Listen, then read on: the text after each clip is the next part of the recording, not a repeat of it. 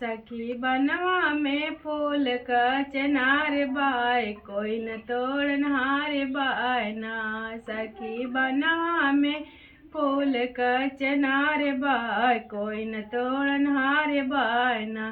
तोड़े राम ऐसन दानी जेकर सीता महारानी, तोड़े राम ऐसन दानी जेकर सीता महारानी। उनके हथवा में धनुष के निशान बा, तोड़नहार बाय ना।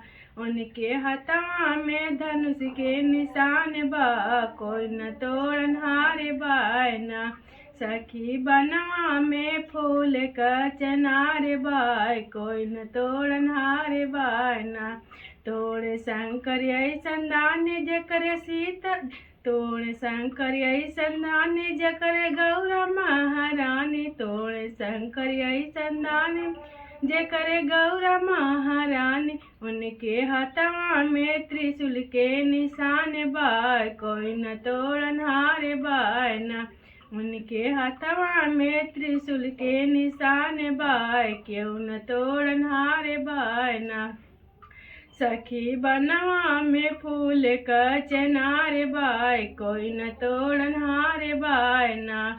तोड़े कृष्ण ऐसन दानी जेकर राधा महारानी, तोड़े कृष्ण ऐसन दानी जेकर राधा महारानी। उनके हथवा में चक्र के निशान बा, कोई न तोड़नहार बाय ना। उनके हथवा में चक्र के निशान बाय, कोई न तोड़नहार बाय ना। हेलो दोस्तों, मैं सुगंधा यादव बोल रही हूँ। आप लोग कैसे हो? अगर मेरा गाना पसंद आए तो लाइक से सब्सक्राइब कर दीजिएगा।